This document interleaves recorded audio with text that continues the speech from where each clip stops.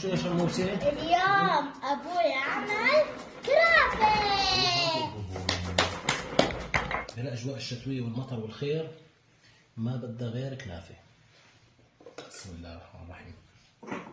هذا الصحن لمين؟ القريب يتفضل والبعيد يعملها في البيت. بسم الله. الوجه والقفا الأشقر.